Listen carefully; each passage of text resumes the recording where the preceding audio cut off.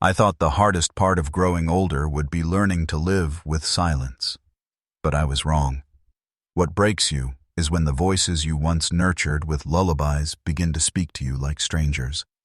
That morning, I folded the same curtains I'd chosen decades ago, touched the wood of the banister polished smooth by years of hands, and told myself I still belonged here. Before I continue, I want to ask you something. Have you ever felt the sting of being treated like an intruder in a place you built with your own sacrifices? Her words came without hesitation, as if rehearsed. Pay rent, or get out. The air seemed to vanish, the floor no longer familiar beneath my feet. In that moment, home was no longer mine. It was a ledger, and I was nothing more than an entry. The words sat between us like smoke that refused to clear. Pay rent, or get out. I wanted to believe she had said them in anger, or that maybe I had misheard, but the look in her eyes was too steady for that. She wasn't shouting, she wasn't trembling. She was calm, rehearsed, like someone reciting a line from a play she'd already practiced in her head. I stood there, unsure of whether to respond or stay quiet. My first instinct was silence. Silence had kept our peace for years. When she came home late as a teenager, I kept quiet rather than argue. When she ignored my advice as an adult, I swallowed my words rather than drive her away. But this time, silence felt like surrender, and I wasn't sure if I could live with that. I glanced around the living room. The same clock ticked above the mantel, the same one I bought the year she was born. Its steady rhythm filled the gaps between us, as though reminding me that time was passing regardless of whether I answered her demand. The curtains she insisted we keep open during her childhood swayed in the draft. Everything around me belonged to the history we all read. And yet at that moment it felt as though I was trespassing in my own home. I wanted to ask her why. Why would she look at me, the same person who carried her through scraped knees, school fees, heartbreaks, and see only another bill to be collected? But I didn't ask. I knew the answer would hurt more than the silence. She walked away, as if the conversation were finished. Her shoes tapped against the floorboards I had sanded myself decades ago. I sat down slowly in the armchair, the one with worn arms from years of reading, and felt a wave of heat creep into my chest. Anger, sadness, disbelief. They all mixed together until I couldn't separate one from the other. Maybe she thought I couldn't hear the small sigh she let out as she closed her bedroom door. But I did. And it wasn't a sigh of regret or guilt. It was relief, like someone who had finally spoken what they'd been holding back. That sound stung more than her words.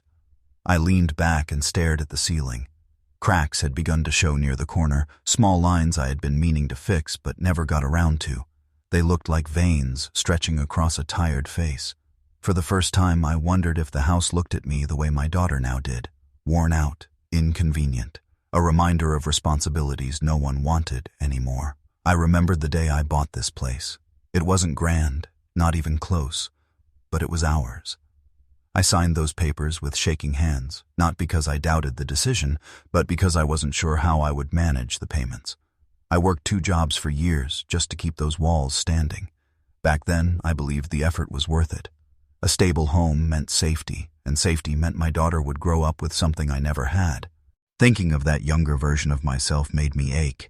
He had such faith that the sacrifices would mean something, that someday his daughter would look back and know what it took to give her this roof.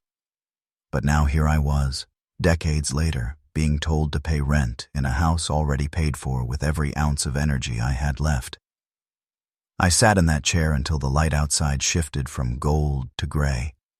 My daughter didn't come out of her room and I didn't knock. I just listened to the settling creaks of the house and tried to find comfort in the familiar sounds. But comfort didn't come.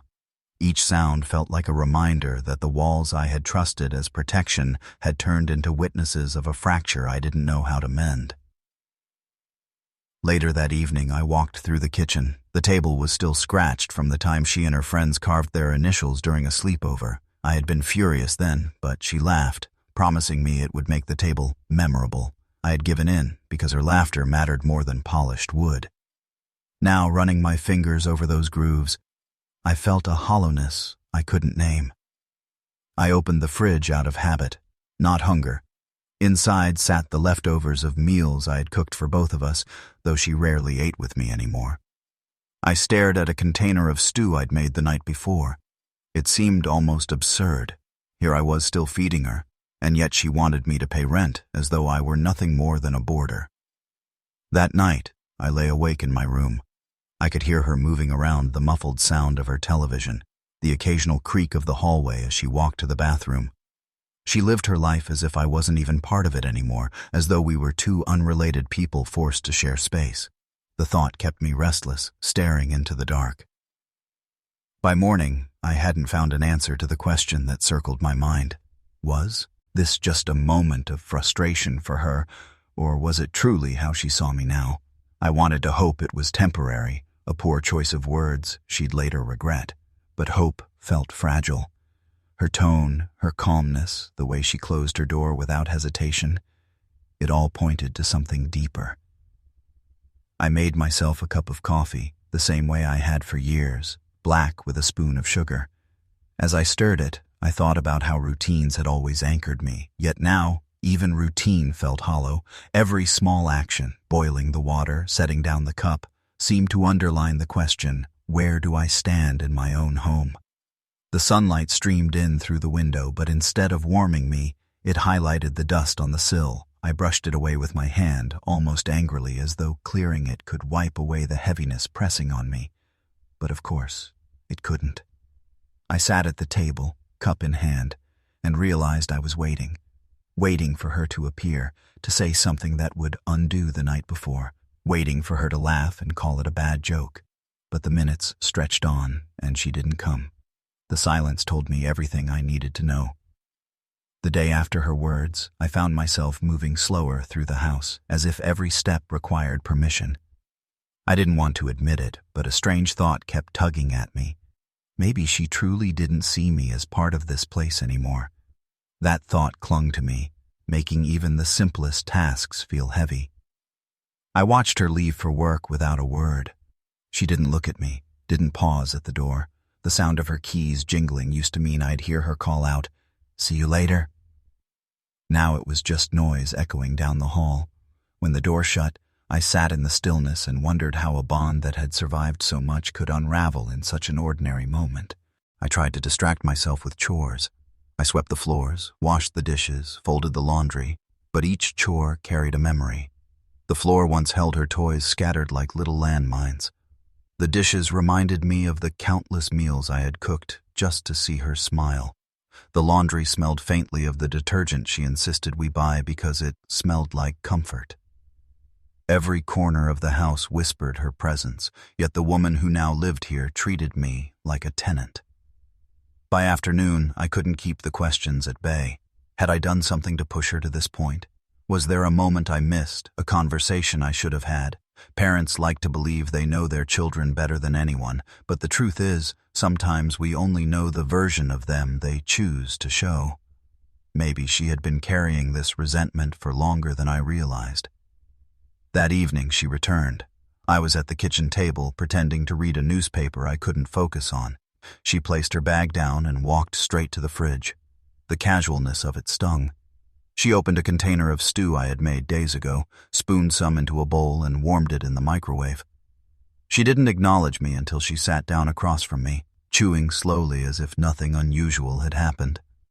Finally, I asked, "Did you mean what you said yesterday?" She didn't look up right away. She finished chewing, swallowed, and then nodded. "Yes, I've been thinking about it for a while." Her calmness cut deeper than if she had yelled. I wanted her to show some sign of doubt, some hesitation. Instead, she carried on eating as if we were talking about the weather. "Why now?" I asked. She shrugged. "Because things have changed. You're retired. I'm the one paying most of the bills. It's only fair that you contribute if you're living here." Fair, that word echoed in my head. Fair, as though years of sleepless nights, extra shifts, and unpaid sacrifices could be measured like coins in a jar. I set the paper down, my hands steady even though my chest felt anything but. "This isn't just your house," I said quietly. She sighed, as though the conversation bored her.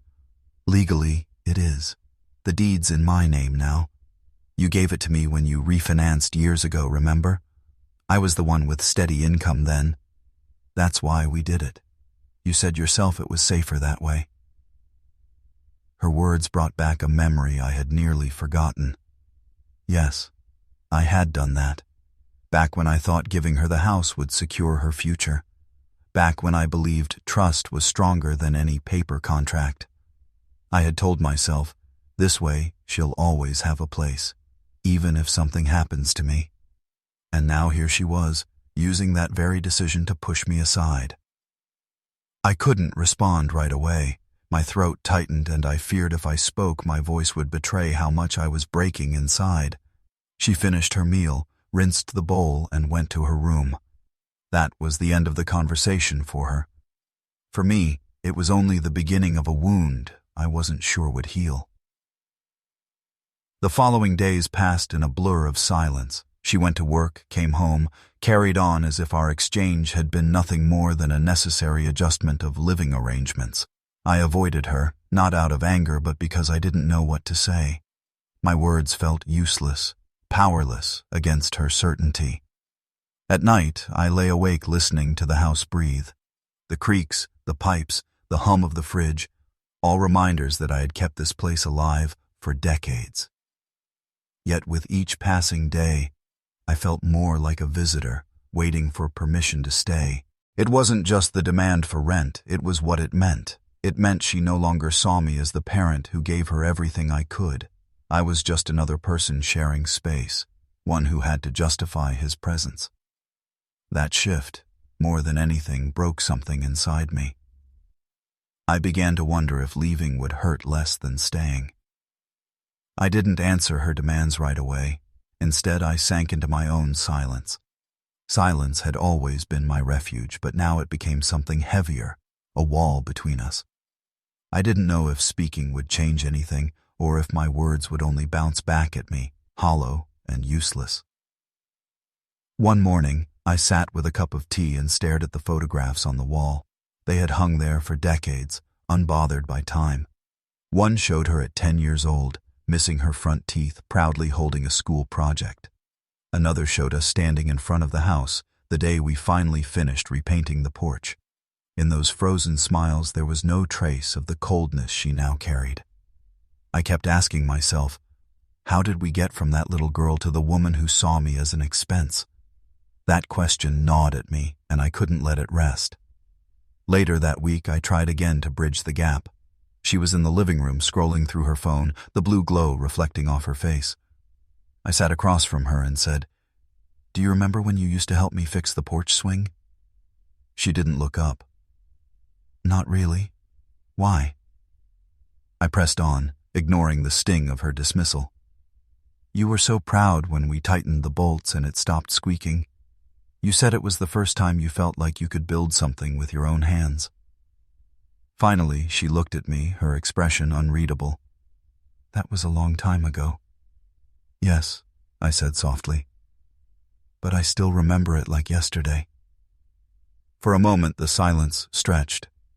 I thought I saw something flicker in her eyes. Regret maybe, or discomfort. But just as quickly, it was gone. She went back to her phone, leaving me with the bitter taste of words that landed nowhere. That night, I lay awake again, the house pressing in on me. I realized something I had been avoiding. I couldn't stay trapped in the same cycle of hoping she would come back to me. She was grown. She had made her decision.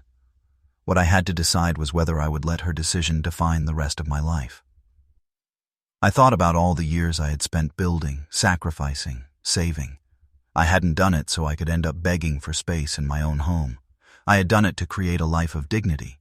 For her, yes, but also for myself. Somewhere along the way, I had forgotten that second part. The following day, I found myself digging through old papers. I hadn't looked at them in years. Tucked away in a worn folder were the records from when I first bought the house.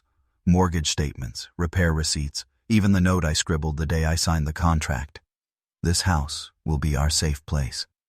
Reading those words, I felt something stir inside me. That promise still mattered, maybe not to her anymore, but to me. And if she wanted to treat me like an unwelcome guest, then perhaps the safest choice was to stop clinging to what was already gone. That idea frightened me, but it also gave me a strange sense of relief. The more I turned it over in my mind, the more it started to feel like clarity. Staying here meant living in constant reminder of her rejection. Leaving might mean pain, but it could also mean peace.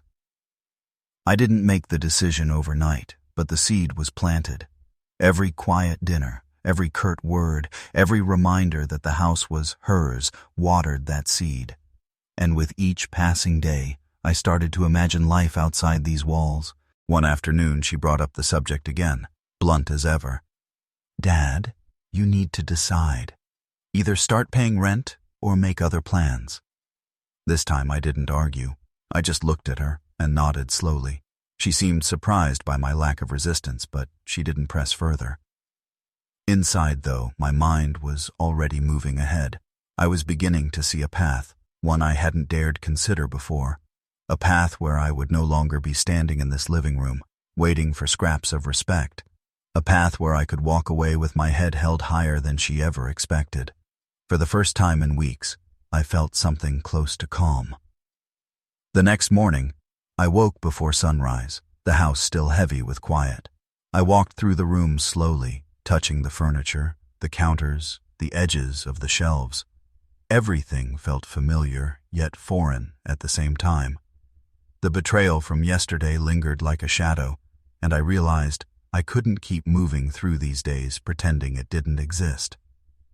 I made coffee and sat at the kitchen table, staring out the window. The street was quiet, but my mind was anything but. Every thought circled around the same idea, how to reclaim my life without letting anger or resentment control me. I didn't want to fight her, at least not in a way that would hurt either of us more. I wanted a clean, decisive step that would remind me I still had agency. As I thought it through, I began to inventory the house, mentally and physically. Every corner held years of labor. Every wall contained decades of memories. And yet, for all that, I realized the real value of the home wasn't in the wood or paint.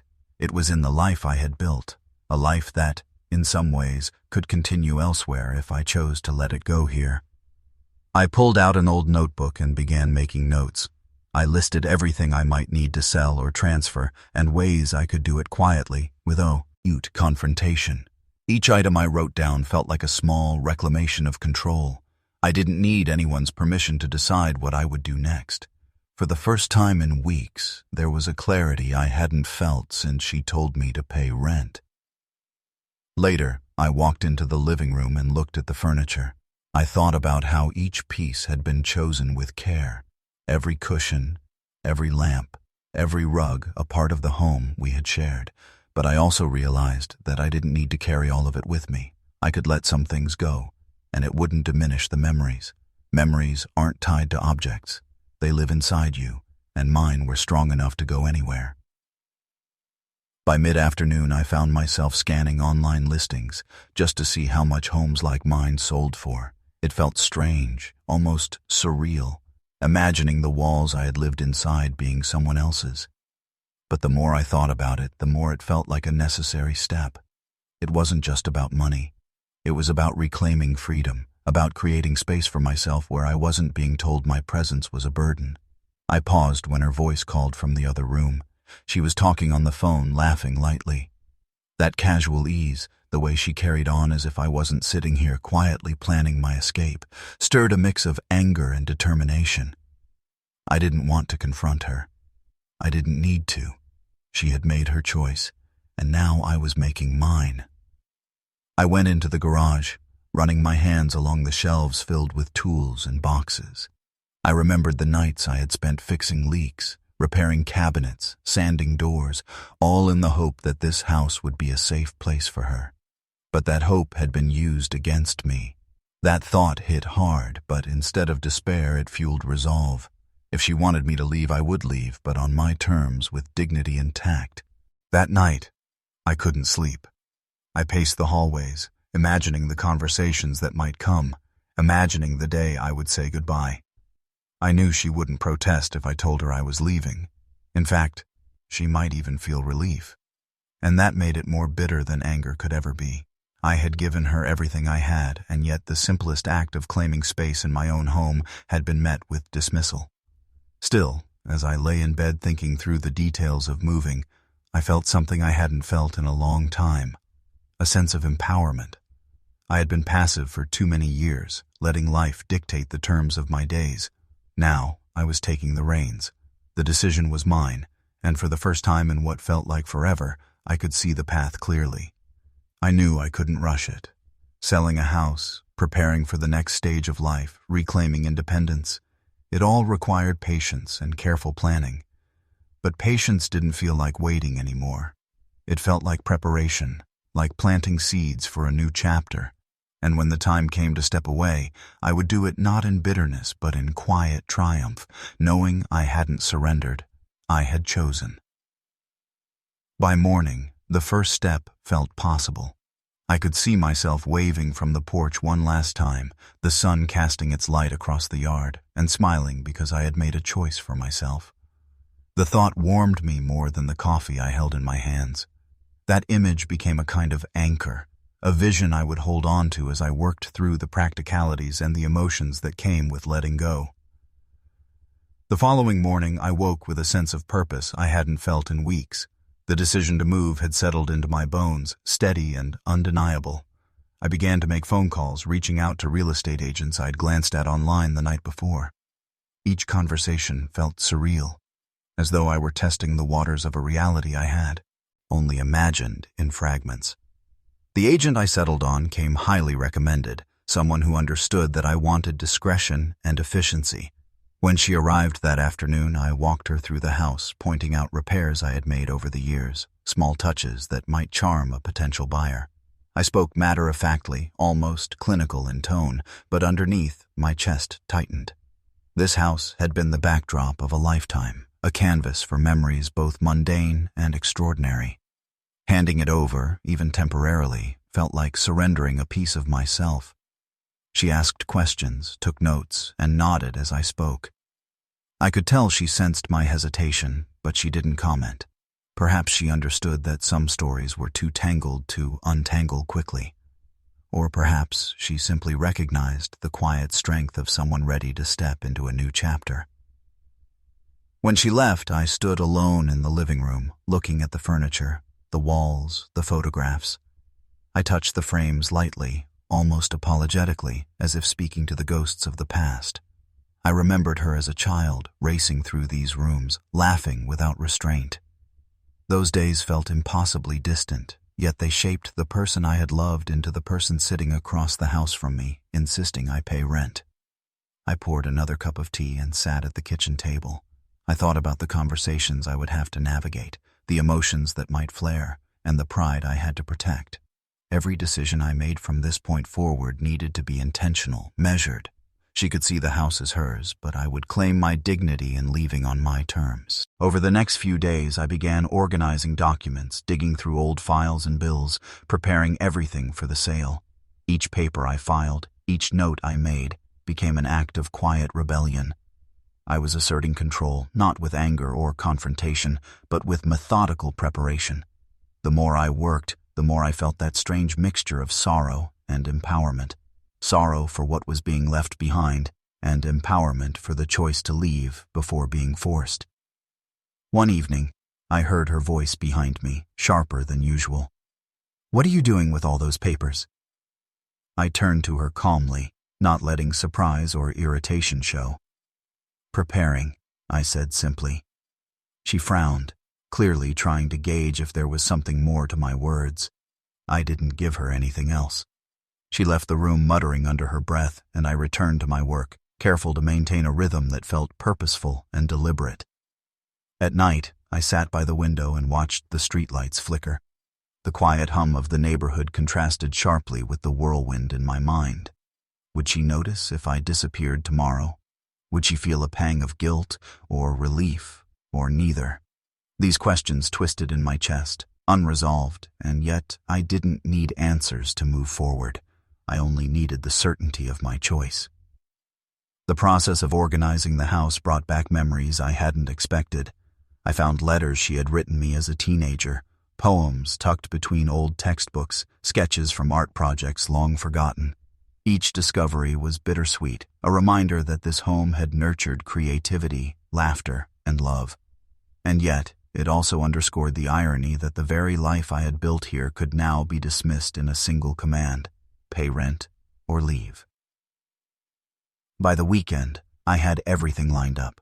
Documents ready, appointments scheduled, and my belongings packed into manageable stacks. The house felt different now, quieter, almost hollow, as though it was waiting with me for the next chapter. I walked through each room one last time, not with sadness, but with resolve. This was the space where I had been generous, hopeful, and patient. And now it would be the space from which I chose to leave, not because I had been pushed out, but because I wanted to step into my own life, fully intact. Evening fell, and I paused at the front porch. I ran my hand along the railing, tracing the grooves worn by years of use. A memory flickered. Her sitting here as a little girl, holding a cup of hot chocolate, chattering endlessly about school and friends. I closed my eyes and let the memory fill me for a moment. Then I opened them and looked down the street, imagining a future unshackled by resentment, obligations, or silent tensions. The plan was set. The choice was mine. I wasn't just leaving a house, I was reclaiming a sense of self that had been quietly eroded over time. And though uncertainty lingered, as it always does with change, for the first time in weeks, I felt a steady pulse of control. Life hadn't handed me this moment. I had taken it. The following week, the house began to draw attention. A few potential buyers came to look, wandering through the rooms with polite curiosity, murmuring about paint colors and layouts. I stayed mostly in the background, observing quietly, letting them explore without interference. Each step they took across the floors stirred something in me, a mix of pride for the home I had nurtured, and the ache of knowing it was no longer exclusively mine. I remembered evenings spent with her as a child, reading stories by the living room lamp while rain tapped on the windows. I thought about birthday parties, Christmas mornings, the way sunlight would pour across the kitchen table during Sunday breakfasts. Every memory added weight to the wall, and yet seeing others move through the space without awareness of its history made me realize that my attachment was mine alone. Memories don't reside in walls, they reside in us, and my memories. Neighbors started noticing the for sale sign on the lawn. Some waved, curious and polite, asking questions about the house and the reason for leaving. I kept my responses measured, simple. "I'm moving on to another chapter," I would say, and that was enough. Some seemed satisfied, others' eyes lingered with unspoken speculation. Their judgment was fleeting, and I allowed it to pass without letting it settle. Then came the day when she noticed a potential buyer showing particular interest. She appeared in the living room, arms crossed, eyes sharp. "Are you seriously going through with this?" she asked. I looked at her, steady. "I am. I've made my decision." Her expression tightened, but she didn't argue. Perhaps she was realizing that this wasn't about her anymore. Perhaps she understood that I wasn't leaving out of anger or spite, but out of necessity and self-respect. The first offer came in a few days later. It was decent, fair for the neighborhood and the house's condition. I reviewed the paperwork meticulously, ensuring everything was in order. The agent assured me the process would be smooth.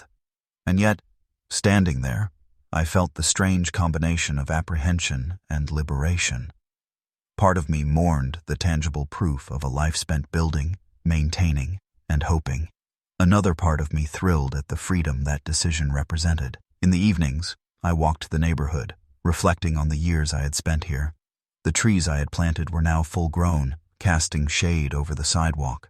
The fence I had repaired countless times stood solid and reliable.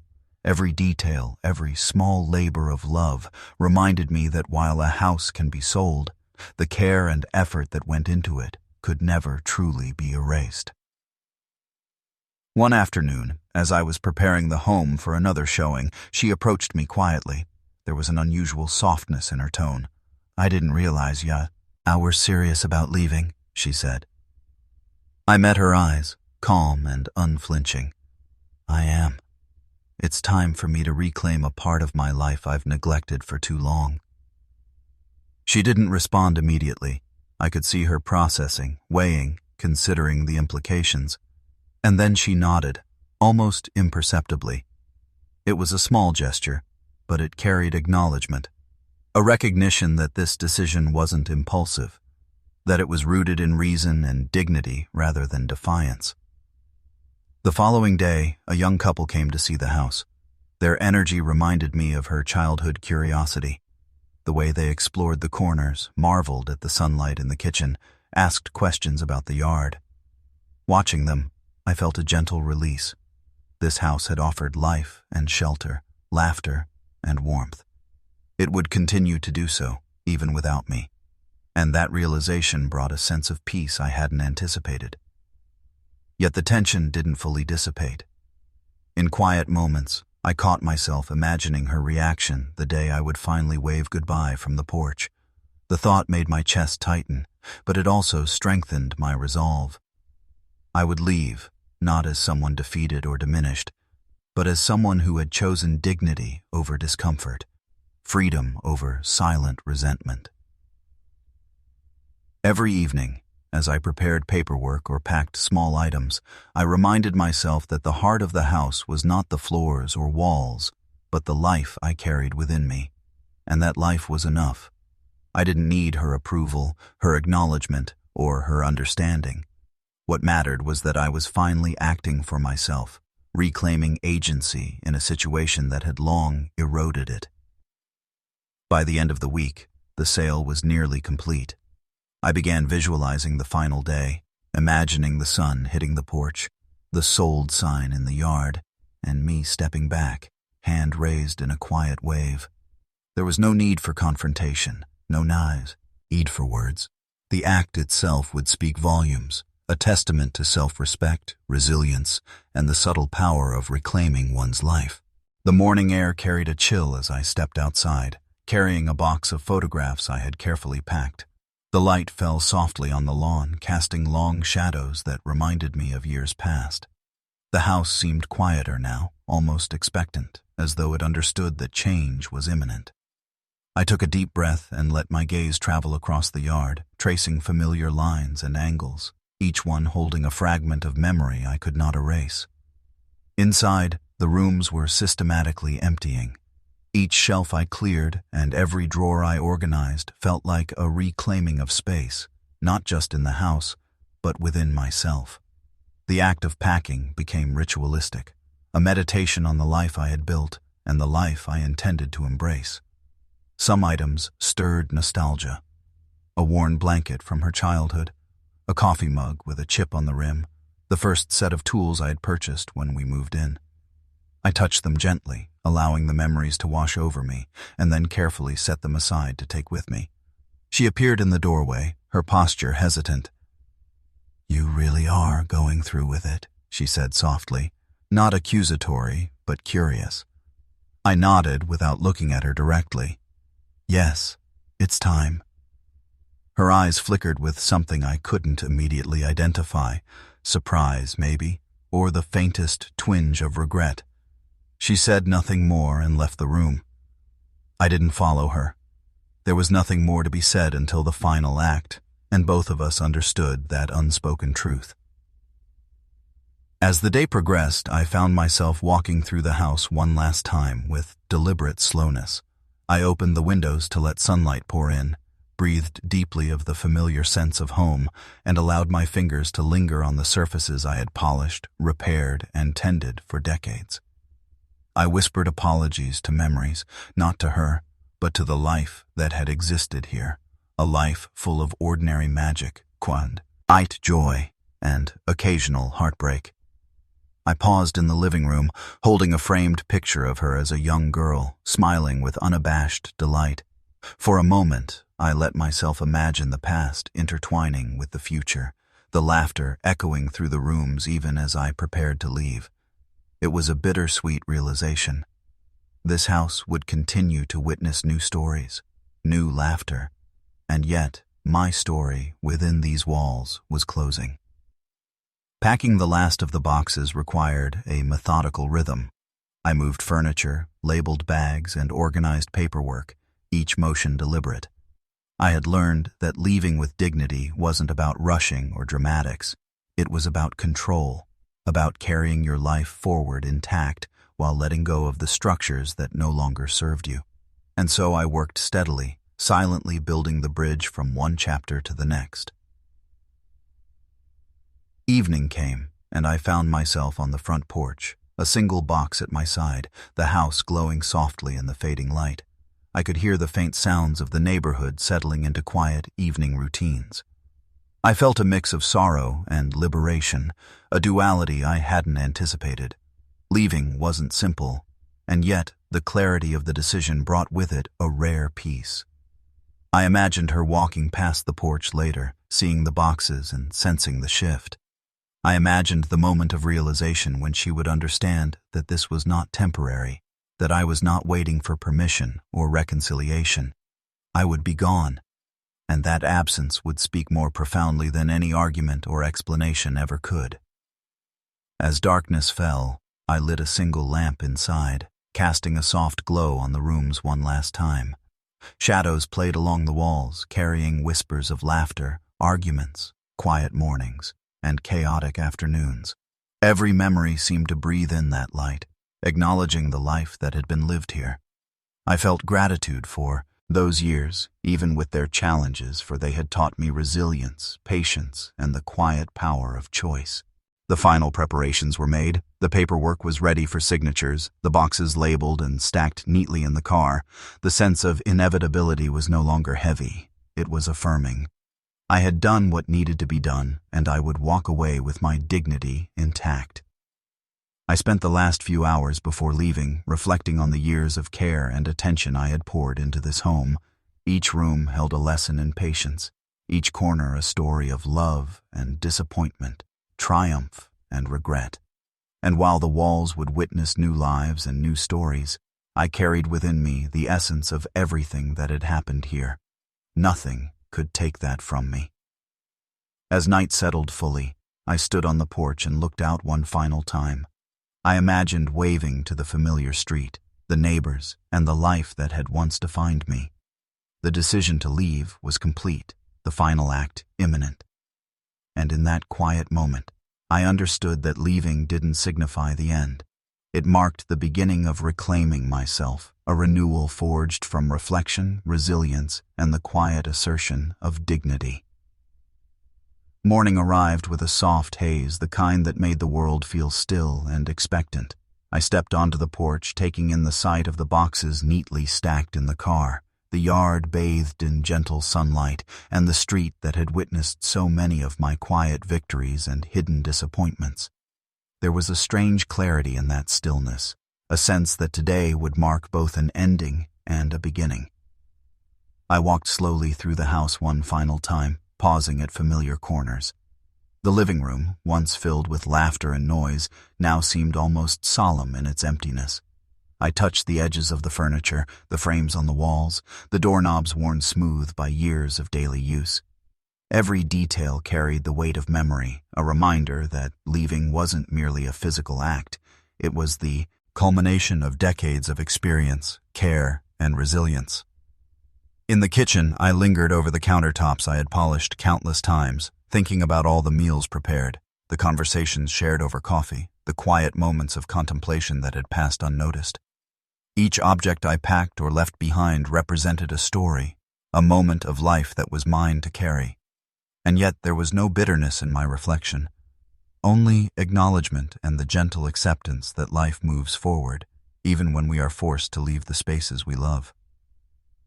She appeared at the doorway once more, watching me with an expression I couldn't immediately read.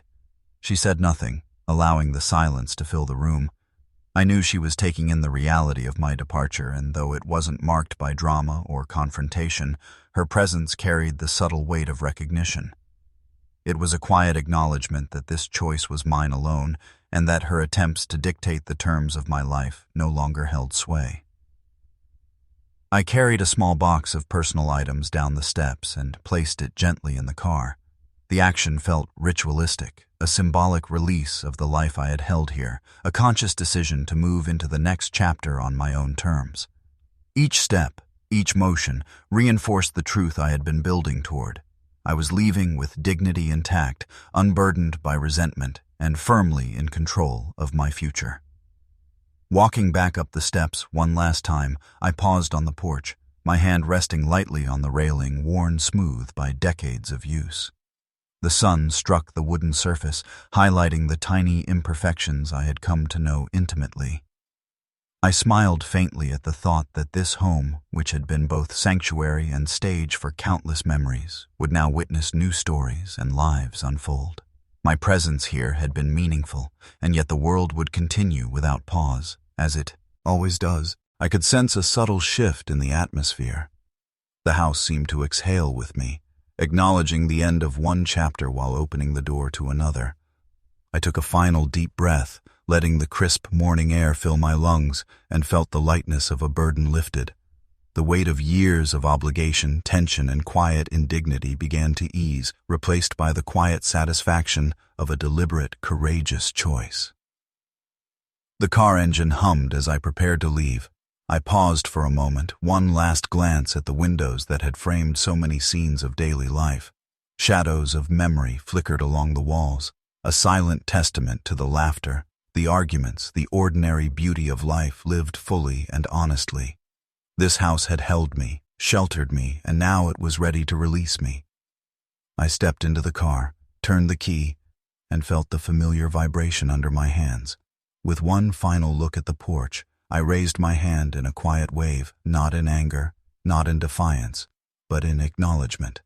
To the years lived, the lessons learned, and the dignity reclaimed. The road ahead stretched out, unknown and uncharted, yet for the first time in a long time, it felt mine entirely. As I pulled away, I didn't look back. The house receded in the rearview mirror, smaller with each passing second, until it became part of the landscape, a memory folded into the fabric of my life. The sensation was unexpectedly liberating. I had left behind walls, furniture, and objects, but I carried forward the essence of a life well lived, unbowed, and resolute. The journey ahead promised uncertainty, as all new beginnings do, but it also carried the thrill of independence, the quiet pride of reclaiming autonomy. I felt the pulse of possibility in the steering wheel under my hands, in the hum of the tires against asphalt, and in the steady rhythm of my own heartbeat. Each mile moved me further from what it had been imposed upon me and closer to the life I had chosen. The streetlights blurred as I turned onto the main road, the familiar landmarks of the neighborhood fading behind me. For the first time in weeks, I felt unshackled, unburdened, and fully present in my own decisions. Leaving the house wasn't an act of rebellion, but an affirmation, a declaration that dignity and self-respect cannot be rented, borrowed, or dictated by others. They are claimed through courage and deliberate choice. The road stretched ahead, unfamiliar and yet inviting. I pulled into a small neighborhood I had found after days of searching, one that promised quiet streets, modest homes, and a sense of calm I hadn't felt in years. Parking in front of my new place, I took a moment to breathe deeply, letting the relief of arrival wash over me. The house was smaller than the one I had left, but it carried a sense of potential, a space unburdened by past conflicts or unspoken expectations. Stepping inside, I noticed how differently it felt to occupy a home entirely of my own choosing. The rooms were empty, yes, but they were blank canvases. I could place furniture wherever I wished, arrange belongings to my taste, and breathe without feeling watched or judged. Every corner of this new place whispered possibility, the freedom to shape my days and routines according to my desires alone. I set down my boxes slowly, appreciating the deliberate pace I could now impose on my life. In the living room, I opened a window and let sunlight pour in, highlighting the walls that had yet to hold a single memory. It was strange and wonderful to realize that the act of leaving had granted me not only physical distance from the past, but emotional space as well. I could choose how to fill this chapter, and that choice felt exhilarating. As I unpacked personal items, I found myself pausing at each object, considering its place in this new environment. The photos I had carried reminded me that memory is portable, not bound to the walls that once held it. Each memento became a bridge between past and present, connecting the life I had left behind with the one I was beginning to build. I smiled faintly, realizing that independence isn't about leaving everything behind. It's about carrying forward the elements that truly matter. Evening came, and with it, a quiet satisfaction. I made myself a simple meal, savoring the solitude and the absence of judgment or interruption. For the first time in a long while, I felt fully responsible for my own contentment. There were no arguments to navigate, no expectations to meet, no resentment hanging silently in the corners. The very act of preparing food felt like a small but significant reclaiming of agency. I wandered into the yard, a modest patch of grass bordered by young trees. I could see possibilities in every empty space, from a small garden to a bench under a tree where I could sit and read. Each decision I made now would be mine alone. The clarity of that reality brought both excitement and introspection. Freedom has its weight, I realized, and with it comes the responsibility to fill your life intentionally, with care and attention. As night fell, I sat by the window, gazing at the quiet street. Lights flickered in neighboring homes, signaling lives unfolding in parallel, yet separate from mine. A sense of calm settled over me, accompanied by the subtle thrill of autonomy. I thought about her, about the house I had left, about the tension and disappointment that had marked our final interactions. I realized that leaving wasn't about punishment or proving a point. It was about reclaiming the dignity and respect that had been compromised for too long. I reflected on what independence truly meant. It wasn't just moving to a new house or packing boxes. It was the act of asserting self-worth, of prioritizing personal well-being over approval or comfort. It was about understanding that boundaries are necessary and that maintaining them sometimes requires difficult choices. That insight carried with it a quiet but profound satisfaction, one I intended to nurture and protect. The night deepened, and I prepared for sleep in the unfamiliar yet welcoming space. I laid out essentials, made small adjustments to furniture, and ensured that everything felt like mine. The process was meditative, grounding, and oddly celebratory. Leaving behind the house and its associated tensions had been necessary, but moving forward meant cultivating a life of intention, respect, and personal fulfillment. Finally, sitting in a chair by the window, I allowed myself to reflect on the journey thus far. The betrayal, the confrontation, the act of leaving, and now the process of settling in. Each step had been challenging, yet each had strengthened my understanding of self-respect. I felt gratitude for the lessons, for the resilience they had demanded, and for the quiet triumph of reclaiming control over my own life. The first week in my new home passed in a blur of unpacking, organizing, and adjusting to rhythms that belonged entirely to me. Each morning, I awoke to light streaming through the windows, unfiltered and unclaimed by anyone else's routines. There was an odd thrill in choosing how to spend my hours: breakfast on the porch, a walk through the quiet streets, or simply lingering with a book in the corner of a sunlit room. Life had slowed to a pace that felt natural, free from the constraints that had weighed me down in the house I had left behind. Despite the newfound calm, challenges surfaced quietly. Tasks I had once taken for granted now required my full attention: fixing a leaky faucet, managing bills, and ensuring the house felt secure and welcoming. Each minor hurdle demanded patience, resourcefulness, and sometimes a degree of humility. And yet every problem solved carried an unexpected satisfaction. I realized that independence was not simply about escaping control or conflict. It was about assuming responsibility and finding confidence in navigating life's details on my own terms. Neighbors appeared gradually, curious about the newcomer in the small community. Some offered greetings from a distance, while others stopped by to introduce themselves, bringing small gestures of welcome. I found these interactions comforting and grounding, subtle reminders that while I had left one life behind, the world itself remained abundant with connection, waiting for me to engage on my own terms. Each friendly encounter, however brief, strengthened my sense of belonging in this new chapter. and I savored the quiet reassurance it brought. Work on personal projects became a lifeline. I spent afternoons tackling hobbies and unfinished ideas I had long shelved, from organizing old photographs to dabbling in woodworking, something I had always wanted to try but never prioritized. Each accomplishment, no matter how small, reinforced the truth that my time, energy, and focus were mine to direct. There was a deep sense of satisfaction in tangible progress, not dictated by anyone else, but created solely by my choices and effort. Yet, moments of doubt crept in, subtle and persistent. I wondered if I had acted too hastily, if leaving the house had been more a flight than a triumph. The silence of the empty room sometimes amplified these thoughts, leaving me to grapple with a quiet echo of fear or regret. And then I would remind myself of the circumstances, the repeated dismissal of my worth, the insistence that my presence came with conditions I could no longer accept. I drew strength from the knowledge that my actions, difficult as they had been, were rooted in self-respect and dignity. Over the following days, I began to explore the town more deliberately, finding shops, cafes, and parks that would become familiar touchstones in my new life. Each excursion offered the thrill of discovery and the reassurance that I could carve out a routine that was enriching and fulfilling.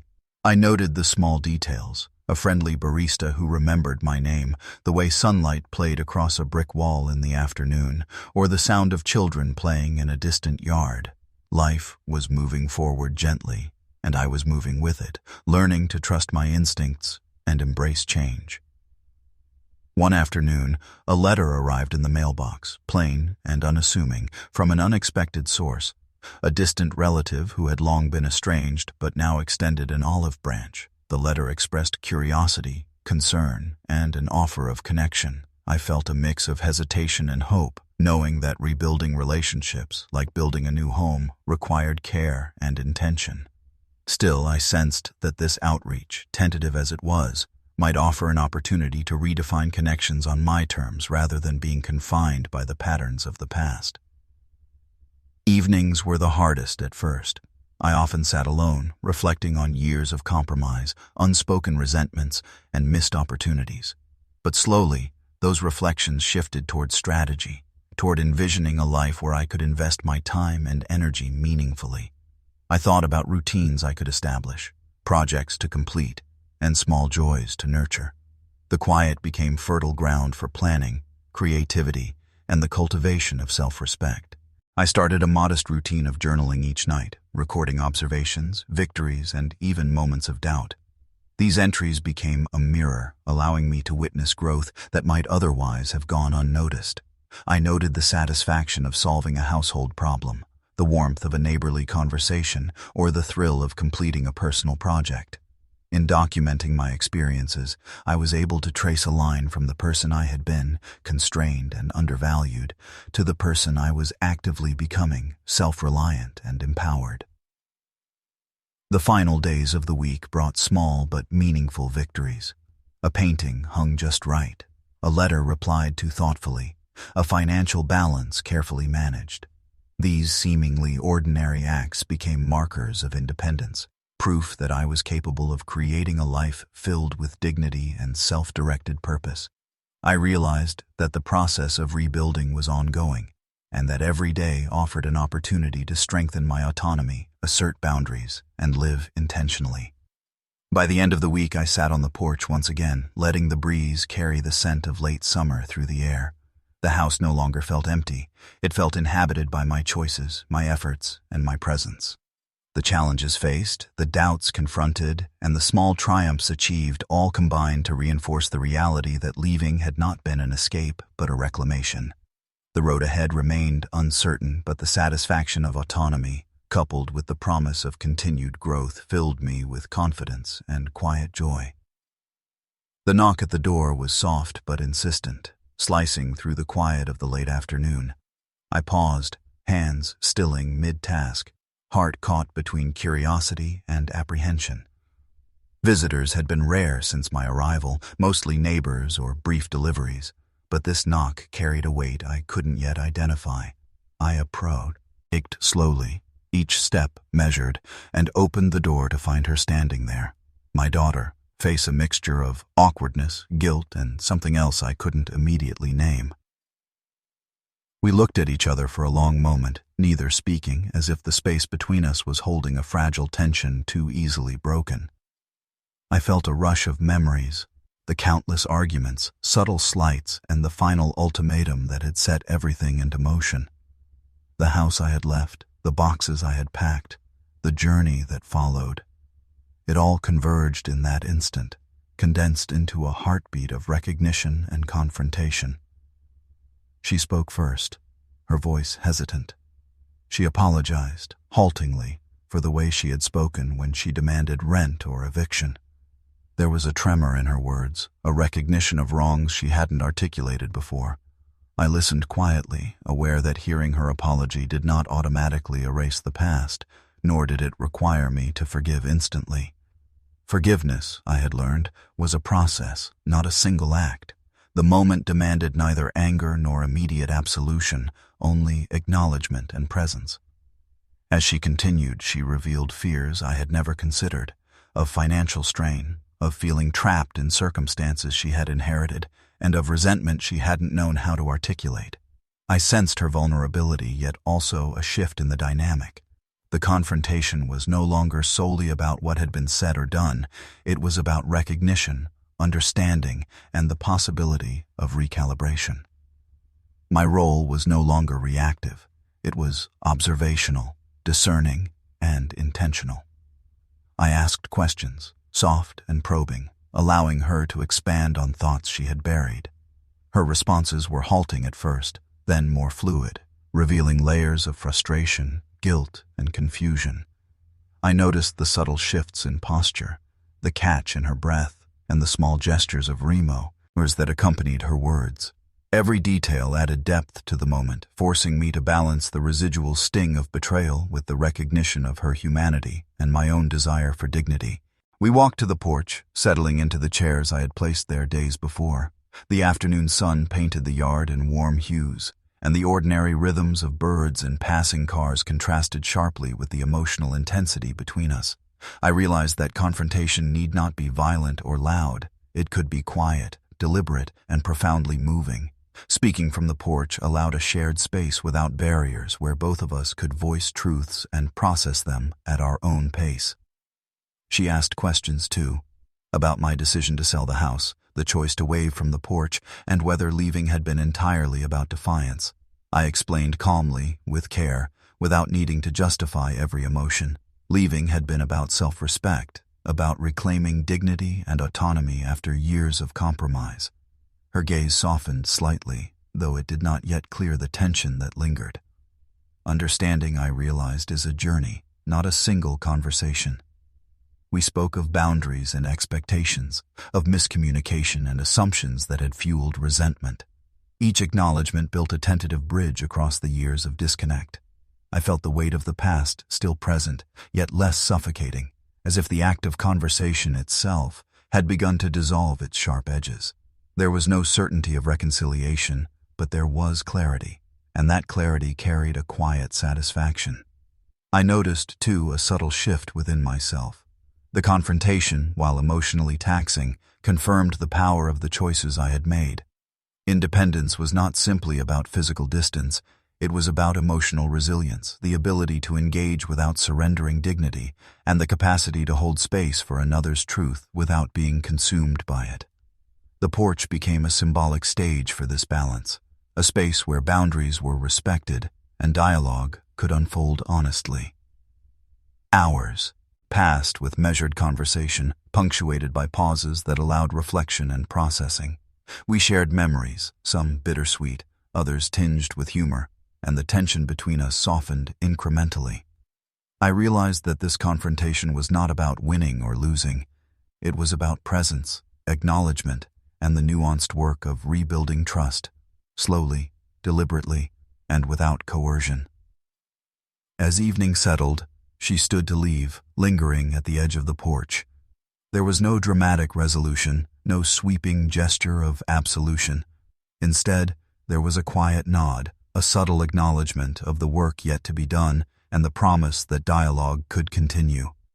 I watched her walk down the path, the shadows lengthening behind her, feeling both the ache of past wounds and the cautious optimism of a new understanding. Returning inside, I reflected on the day's events. Independence had been tested not through isolation or physical relocation, but through emotional confrontation. The act of standing firm while allowing space for another's vulnerability affirmed that dignity and compassion are not mutually exclusive. The encounter had been difficult, but it had reinforced a truth I had come to cherish, that self-respect, resilience, and boundaries are the foundation upon which authentic connections can be rebuilt. I spent the remainder of the evening journaling, capturing details of the conversation, the emotions that surfaced, and the subtle victories of presence and restraint. Writing became a way to internalize lessons, to solidify insights, and to honor the complexity of both our experiences. Each sentence, carefully considered, was a reminder that growth often emerges from confrontation, and that strength is as much about listening as it is about speaking. By the time night fell, I felt a renewed sense of purpose. The confrontation had not resolved everything, nor was it intended to. It had illuminated paths forward, revealed areas for reflection, and confirmed the power of autonomy coupled with empathy. I realized that life would continue to present challenges, both expected and unforeseen, but that the foundation I was building, grounded in self-respect and intentionality, would sustain me. The days that followed the unexpected visit carried a calm that felt earned rather than given. I rose each morning with the soft sunlight filtering through the blinds, a quiet reminder that the house, my house, was mine in every sense. There was a rhythm now, composed not by obligation or expectation, but by my own choices.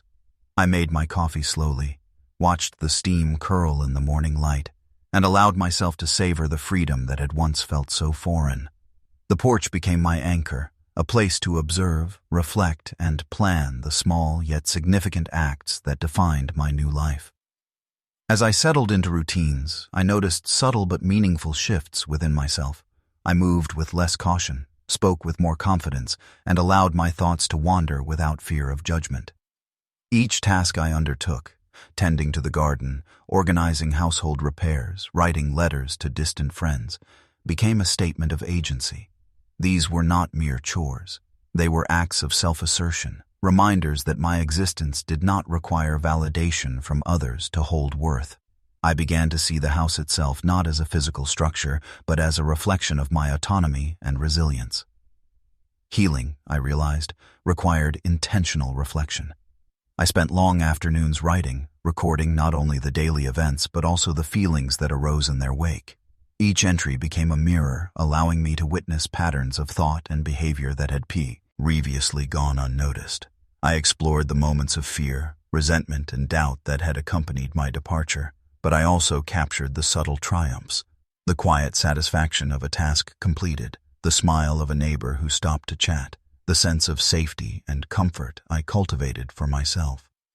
Friends and neighbors gradually became part of the landscape of my life. Conversations that had once felt forced or superficial now flowed naturally, offering connection without intrusion. I began to understand that independence did not equate to isolation.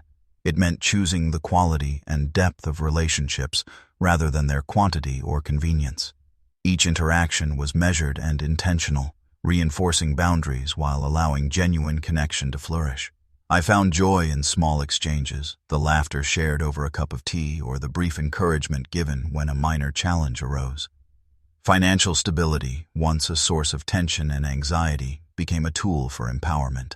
Managing bills, budgeting, and planning for unforeseen expenses no longer felt burdensome but liberating.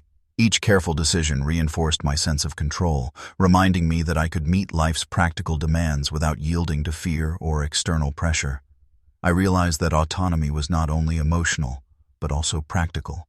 The two intertwined to create a solid foundation for the life I was intentionally building. Yet moments of reflection still carried echoes of past conflicts. Thoughts of my daughter and the house I had left behind emerged unpredictably, sometimes with sharp pangs of regret, sometimes with neutral curiosity. I did not resist these intrusions. Instead, I allowed them to surface, to be acknowledged, and then released. Emotional processing, I discovered, was iterative. The more I confronted these thoughts with honesty and perspective, the lighter they became, and the more room there was for self-compassion and clarity. One evening, I decided to revisit old letters and photographs I had set aside during the move. Each document carried fragments of the life I had lived, a tapestry of memory woven with moments of joy, disappointment, and growth. Handling these items, I allowed myself both sentiment and analysis. I recognized patterns of behavior, cycles of miscommunication, and choices that had been influenced by fear or obligation. At the same time, I acknowledged resilience, creativity, and moments of courage I had perhaps undervalued. The act of reviewing the past became a means of anchoring the present, a way to integrate lessons and gain perspective on the person I was becoming. I also explored creative endeavors more deliberately, devoting time to writing essays and reflections that had previously languished unfinished. Each paragraph, each carefully chosen word, reinforced my sense of voice and authority over my own narrative. These endeavors were not meant for anyone else's approval. They existed purely as expressions of self, a record of thought and insight cultivated in autonomy. The process itself became therapeutic, bridging the gap between experience and understanding. Over time, I observed a subtle shift in my emotional landscape. The initial sting of betrayal and dismissal that had prompted my departure transformed into a quiet vigilance tempered by self-assurance. I no longer needed validation from those who had once undervalued me. The affirmation I sought came from my own actions and judgments. The clarity of purpose allowed me to approach daily life with a measured calm, responding to challenges with deliberation rather than reaction. I took deliberate steps to further personalize my home and routines. Rooms were arranged for comfort, spaces designated for creativity and reflection, and habits intentionally cultivated to reinforce autonomy. Gardening became more than a hobby. It was an act of nurturing life, a metaphor for the care I extended to myself. Cooking meals I enjoyed, experimenting with new recipes, and establishing leisurely morning walks became symbols of the life I had intentionally crafted, grounded, independent, and resilient. Finally, I reflected on the trajectory that had brought me here. The confrontation with my daughter, the sale of the house, the solitude and rebuilding. Each step, however difficult, had been a catalyst for growth. I recognized that healing and empowerment were not outcomes of singular events, but the result of consistent, conscious decisions. Independence was not merely a physical state, but a cultivated practice, encompassing emotional resilience, practical competence, and a willingness to engage with life on my own terms. As night fell, I sat on the porch, letting the cool air wash over me. The stars blinked faintly above, distant yet reassuring, a quiet reminder that life continues in its rhythm, independent of anyone's approval. I felt a profound sense of alignment, an awareness that the choices I had made and continued to make were leading me toward the life I had long sought, a life defined not by control or conflict, but by dignity, autonomy, and measured joy. The first morning after finalizing the sale of the house, I stepped onto the empty porch, the boards beneath my feet bare but familiar. The air smelled faintly of autumn leaves, crisp and grounding, carrying the subtle promise of change. I allowed myself a long pause, letting the quiet stretch between the memories of what had been and the possibilities of what was now. The house behind me, once a source of both comfort and conflict, was no longer an anchor but a landmark of lessons learned. In this emptiness, I felt the rare clarity that comes when burdens are finally lifted. I thought back to the confrontation with my daughter, her sharp words echoing faintly in my memory, a reminder of the friction that had pushed me toward this path. It would have been easy to carry resentment, to allow the sting of rejection to define the coming years, but instead, I chose a different lens. One of understanding without condoning, of reflection without being trapped in the past. The choice to sell, to wave from the porch, was not merely an act of defiance but a declaration of self-respect. It was the quiet triumph of a life reclaimed. Over the weeks, I found myself noticing the subtleties of freedom in ways I had forgotten were possible. Mornings became rituals of observation and contemplation, where I traced the flight of birds, listened to distant conversations from neighbors, and allowed my mind to wander through possibilities unshackled from expectation. Evenings carried a different kind of satisfaction. Meals cooked without compromise, rooms organized according to preference, and time allocated for pursuits that nurtured my mind and body. Each simple act reinforced the truth that autonomy is as much about small choices as it is about monumental ones.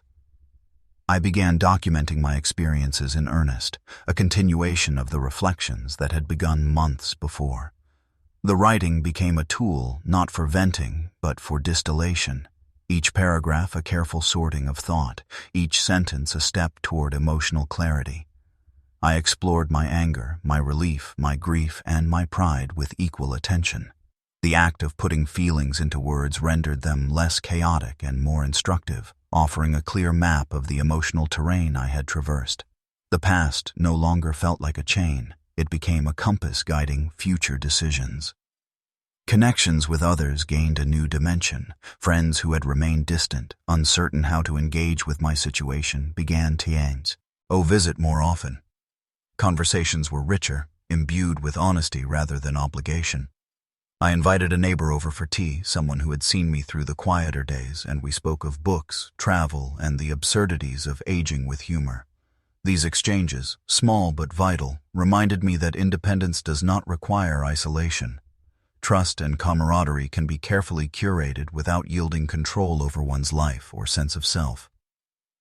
Financial matters, once a source of tension and insecurity, became almost ceremonial. Tracking expenses, managing investments, and planning for unforeseen challenges no longer felt like obligations, but like declarations of capability. Each decision was a reinforcement of my autonomy, a proof that I could thrive without depending on anyone who had once questioned my worth. There was satisfaction in this competence, a subtle but persistent reassurance that life could be structured according to my values and desires. Even so, moments of reflection were not always easy. On some days, memories of the house, its creaking floors, the garden I had tended for decades, the walls that had absorbed laughter and argument alike, pressed gently against my consciousness. Rather than resist them, I welcomed their presence as evidence of a life fully lived, complete with joy, struggle, and inevitable conflict. I wrote letters to myself, addressing the lingering questions of regret and curiosity, and found that in doing so, the weight of these thoughts diminished, leaving behind lessons rather than sorrow. As autumn deepened, I began to venture further from home, exploring local parks, attending community events, and even enrolling in a small writing workshop at the library. These excursions were not about distraction, but about engagement, deliberately seeking experiences that enriched my days and challenged complacency. Each interaction, each activity, became a subtle affirmation that life could expand, even after the closure of long-standing chapters. Independence was no longer simply a refuge. It was a living, dynamic force shaping the days ahead. The physical absence of the house, paradoxically, gave rise to a stronger sense of presence within myself. I recognized that freedom had been latent all along, waiting for the conditions to crystallize into action. Selling the house, waving goodbye from the porch, was the symbolic act. But the true transformation was internal, a reclamation of dignity, a commitment to self-respect, and the conscious pursuit of meaningful, self-directed life. I could meet the world with clarity, without fear, without apology. Looking back, I understood the trajectory of my journey as a series of interconnected moments, each pushing me towards self-realization.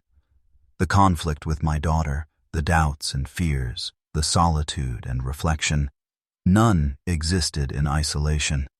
They were all components of a single arc, culminating in the profound understanding that autonomy is both a privilege and a responsibility.